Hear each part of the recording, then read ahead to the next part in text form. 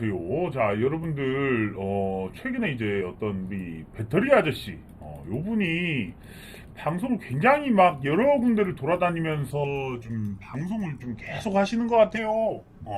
그러다 보니까 요 한마디 한마디가, 정말 개인 투자자들의 어떤 수급을 몰고 다니는 부분들이 있기 때문에 사실 이거를 저도 그래요. 다른 유튜브나 다른 전문가 얘기를 하고 싶지가 않아요, 별로. 이 정도 되시니까 이분은 거의 뭐 예전으로 따지면 뭐 XX, 염씨, 요분을 넘어서는 어떤 파급력을 갖고 있어요. 이거를 무시하고 요 투자를 진행한다는 게 지금 사실상 좀 어불성설인 이런 시간까지 와버렸어요.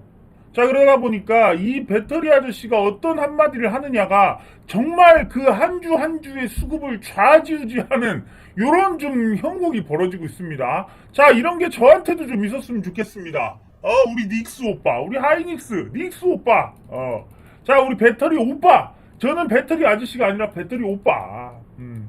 자, 여러분들 제 텔레그램에 들어오세요. 배터리 오빠가 무슨 말을 하는지. 자, 여러분들 저도 어떤 이력으로 따지면 보통은 아닙니다. 자, 제가 뭐 포스코 케미칼이나 저 에코프로 BM이나 정말 시총 2조부터 3조부터 끌어들였던 건데, 제가 이제 그때는 지금만큼의 어떤 유명세가 없다 보니까 이런 부분들이지만, 자, 저는 배터리 오빠입니다. 여러분들이 제 텔레그램에 들어오셔갖고, 자, 제가 좀 이제 왜 처음에 이런 부분들을 얘기를 했냐면, 자, 오늘 요런 소식이 나왔어요. 제가 텔레그램에서 주말에도 어제도 한 밤 12시, 1시까지도 계속 말씀을 드렸던 부분들인데, 자, 우리 증시에 자금이 정말 많아요. 시장 이대로 안 무너진다는 거예요. 시장이 무너진다. 개인 수급이 빠져나간다 하더라도 어차피 돈을 잃었을 뿐 그들은 떠나지 않아요. 개인 수급들은 떠나지 않습니다. 돈을 벌고 나서도 떠나지 않아요. 그들은 주가가 이렇게 갈 때 계속 있습니다. 개인들은 이 고점에서 사실은 가장 많아요. 자, 그런데 지금 이제 상황이 이렇다 보니까 제가 좀 구도를 좀 말씀드리려고 그래요. 일단 제가 요 좀 영상을 좀 내용을 보여드릴게요. 포스코홀딩스. 자, 배터리 아저씨가 이런 얘기를 했어요. 이제는 에코프로는 많이 오르지 않았을까요? 하지만 장기적으로 보면 더 갈 수 있습니다. 3년 장기로 보고 하실 분들은 괜찮습니다. 자, 그런데 단기적으로는 약간은 밸류 부담이 있다라는 어떤 의견을 냈고요. 자, 그러다 보니까 우리가 에코프로는 그만큼 올랐지만 포스코홀딩스는 그만큼 오른 것이 아니다. 그러니까 오히려 지금 이 배터리 아저씨는 포스코홀딩스가 최선호주다 그러고 있어요. 자, 여기 이제 요것도 요거를 좀 보여드릴게요. 또 배터리 아저씨가 찍었다라는 소문에 개미 900억 싸들고 간 ETF. 자, 지금 그만큼 어마무시한 영향력을 사실은 펼치고 있다는 거예요. 그런데 이분이 이렇게 말 한마디 한마디에 따라서 개인 수급들이 막 왔다 갔다 해버리니까 지금 이런 거예요. 에코프로는 단기적으로는 부담이다. 포스코는 좋다, 괜찮다라는 말이에요. 자, 그러면서 우리 하이닉스 보고 뭐라 그랬어요? 이거 조심해라.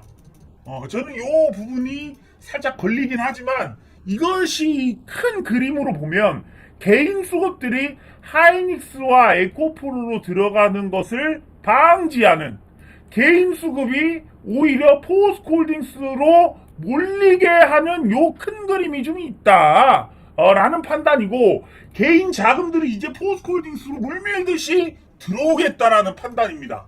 자, 그러다 보니까 여기 지금 잠깐 보시면 개인들이 엄청 많이 빠져나갔어요. SK하이닉스 같은 경우는.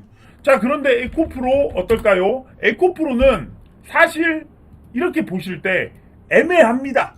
자, 그렇지만 이거 보세요. 개인들이 또 빠져나간 모습을 볼 수가 있습니다. 눈에 보이잖아요. 자, 포스코홀딩스 볼까요? 개인 수급들이 그럼에도 불구하고 산 모습이에요. 자, 여러분들, 여러분들이 제가 지금 이렇게 저는 이제 다른 누군가 때문에 이런 투자에 대해서 얘기를 하는 게 유명한 사람이에요. 예를 들어서 윤석열 대통령이야. 그러면 나는 참, 오케이, 말할 수 있겠는데, 그냥 어떻게 보면은 방송하시는 분이야. 그러다 보니까 내가 이 말을 좀 조심스러운 게 뭐냐면 그분이 말하는 것을 어떻게 해석하는지 다른 사람은 또 다를 수가 있거든. 그렇지만 지금은 할 수밖에 없는 상황이지 않나 싶어요. 왜 그러냐면 이 배터리 아저씨 한마디 때문에 에코프로에서는 개인 수급이 나가는 모습, 하이닉스에서도 개인 수급이 나가는 모습, 그런데 포스코 쪽에 포스코홀딩스는 개인 수급들이 막 물밀듯이 들어오는 모습이 실제로 며칠 동안 이어지고 있잖아요. 그러니까 제가 이런 강의 때도 이런 말씀을 드려요. 이 오일선을 왜 보느냐? 우리가 맨날 오일선 얘기를 하죠. 이 오일선이 뭐 황금선입니까?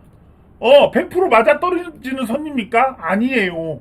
왜 이 오일선을 보느냐? 주식을 굉장히 잘하는 사람들이, 주식을 오래 한 사람들이 이 이동평균선을 보고 매매를 하니까, 그들이 오일선을 깨지면 매도를 치고, 오일선을 회복하면 매수를 들어오니까, 그들이 이것을 시장의 지표로 활용을 하기 때문에, 저는 그래서 이동평균선을 봅니다.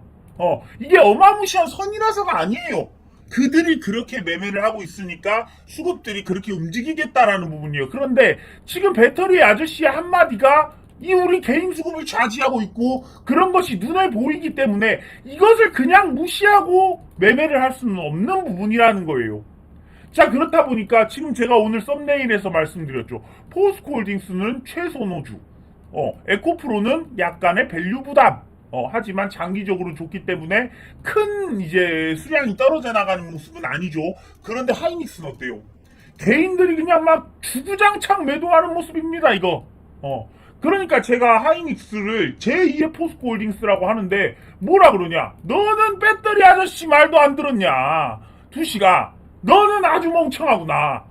너는 배터리 아저씨가 하이닉스 조심하라고 그렇게 얘기를 했는데 너는 왜 하이닉스를 얘기하고 있냐? 너는 전문가가 아니다. 이래버리고 있습니다. 자, 여기 보세요. 굉장히 유명한 이제 유튜브 채널에서 이렇게 나오셨어요. 지금 구독자 34만 되신 이제 선대인 TV에 나와가지고 SK 하이닉스를 꼭 정리해야 된다. 그러면서 이제 얘기를 해버리니까 개인들이 당연히 불안하죠. 그러니까 이제 이 어떻게 보면 이 주포가 예를 들면 에코프로를 지금까지 끌고 왔던 건 개인이 맞아요. 근데 개인 수급들이 지금은 들쭉날쭉 됐다 보니까 어떻게 보면 이제 이 배터리 아저씨도 요렇게 지금 개인 수급들이 갑자기 움직임이 막 이렇게 있다 보니까 자, 약간은 이런 얘기들을 한 거예요. 이제는 조심해야 된다. 자, 그러다 보니까 약간의 불안했던 개미들이 그래 많이 올랐으니까 또 매도를 하는 그런 이제 형국이 펼쳐지고 있고 하이닉스는 팔고 있고 오히려 포스코는 사고 있고 이런 모습이 좀 계속 연출이 되고 있어요. 자, 그런데 여러분들 보세요. 개인이 이제 올렸던 종목이라 해서 무조건 정답은 아닙니다. 왜 외국인들이 올릴 수밖에 없는 시총이 막 뭐 예를 들어서 시총이 막 90조 되는 하이닉스를 개인들이 끌어올린다고 해서 끌어올려지겠습니까? 막 단합을 해가지고 매일마다 사야 되고 정말 담보 잡고 사고 신용 미수 땡기면서 사야지 올라가는 건데 이게 SK 하이닉스가 지금까지 그렇다고 안 올랐습니까? 안 오른 게 아니란 말이에요. 특히나 이 수준을 이제 끌고 온 여기에 시세를 냈던 주포가 또 외국인이란 말이에요. 자, 이거 며칠부터 며칠입니까? 다 보이시죠? 5월 16일부터 자 5월 30일까지 자 보여드릴게요. SK 하이닉스 5월 16일 자 5월 16일 여기 보이시죠? 여기서부터예요. 외국인이 240만 주부터 지금 6월 1일까지 얼마를 남았습니까? 말도 안 되는 수량을 담았잖아요.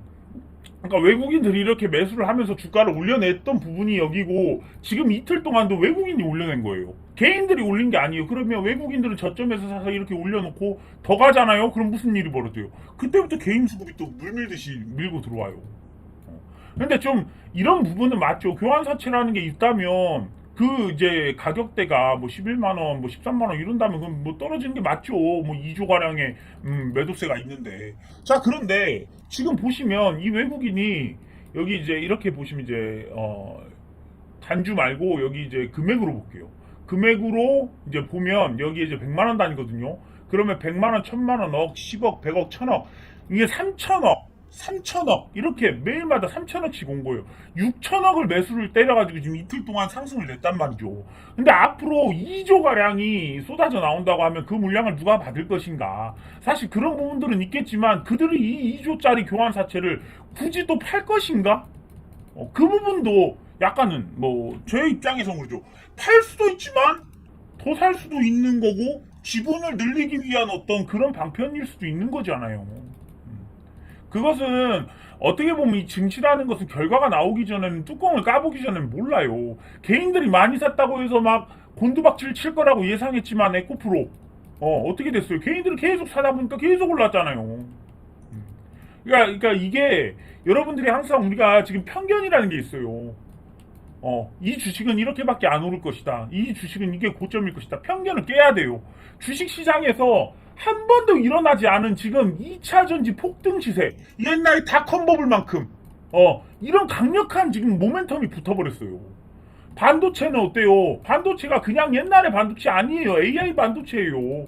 지금 사실은 AI 반도체들 몇 개 종목 보여드리면 다 신고가입니다. 뭐 이오테크닉스, AI 반도체들 보세요. 지금 보시면 이거 다 제가 추천했던 종목들이에요. 여기 보세요. 여기 보시면 이제 이오테크닉스 제가 86,000원에 추천했잖아요. 5월 달에. 그리고 이제 두 달 만에 지금 2배 가량 16만원 됐잖아요. 눈이 어두워도 이것이 보이셔야 돼요. 자, 벌써 2배네. 제 텔레그램에서 다. 자, 한미반도체 4월 11일 날 2만원에 추천해서 지금 47,000원이에요. 2배가 넘었죠. SK하이닉스나 또 레이저셀도 마찬가지. 레이저셀. 제가 레이저셀도 몇 번을 말씀드렸어요. 여기서부터. 여기까지 갔잖아요. 이것도 다 AI 반도체라는 거예요. 이스페타시스 AI 반도체 관련주 이렇게 갔잖아요. 그러면 SK하이닉스도 이렇게 갈 수 있다는 거예요. AI 반도체들이 이렇게 올라가는데 엔비디아 제2의 엔비디아라고 지금 월가에서 SK하이닉스를 찍어놓고 지금 외국인이 매수가 들어오고 있어요. 이거는 완전 그냥 월가의 스마트머니일 수도 있어요. 이것이 얼마나 끌고 갈 수 있을까?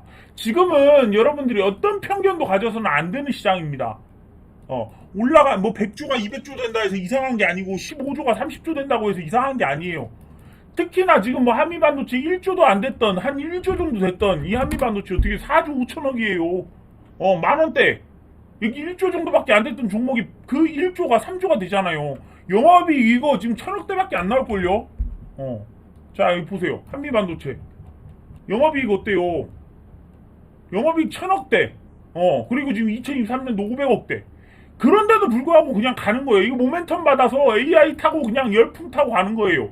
배터리도 마찬가지예요. 2차전지 열풍 타고 그냥 가는 겁니다. 그런데 시장이 지금 이제 예를 들어 여러분들이 고점론을 펼친다면 저는 고점론이 있잖아요. 저는 지금 고점이 아니라고 봐요. 모든 종목이.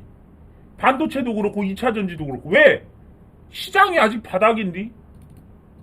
아무리 좋은 종목이 올랐어도 시장은 보세요. 시장은 여기에요. 주봉 한번 볼까요? 시장은 고작 여기 있습니다. 자, 아직 3,200 이상까지 가려면 얼마나 많이 남았습니까? 요 3,200 가려면 누가 가야 돼요? 삼성 SDI, LG 에너지 솔루션, 삼성전자, SK하이닉스가 차례대로 여기까지 가면 돼요. 포스코홀딩스랑. 그런 시간이 지금 왔다고요.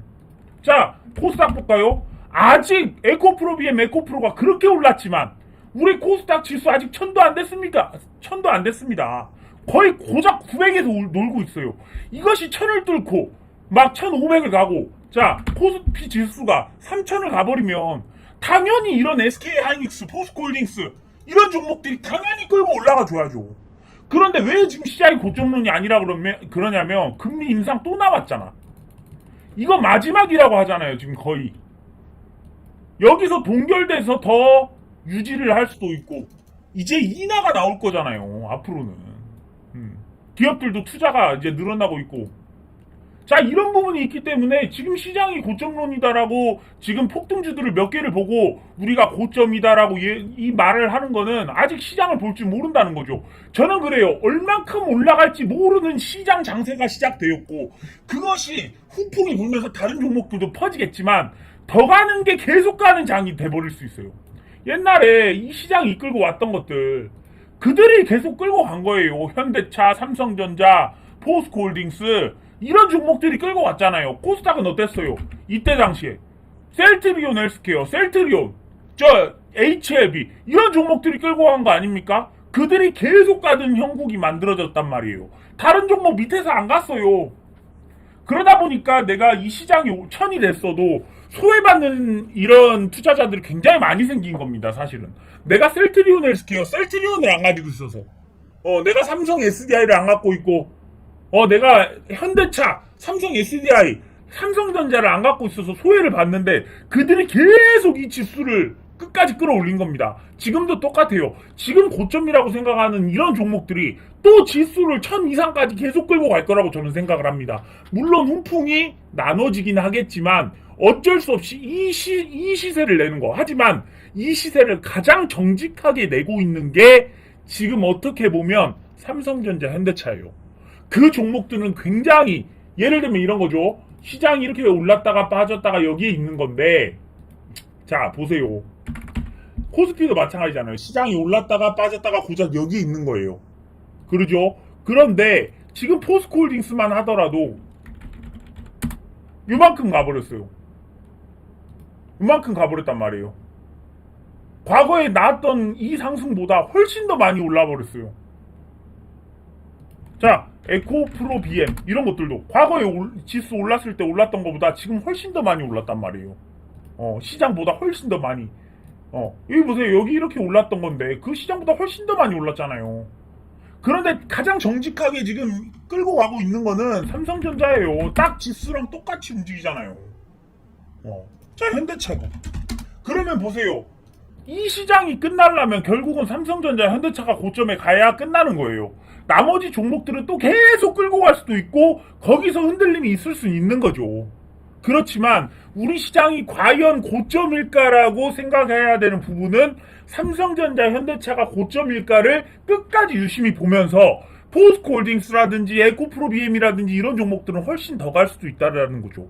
그렇지만 이런 게 저는 그래요. 2023년도 말이 아마 이 시장의 고점이지 않을까 싶은 부분은 있어요.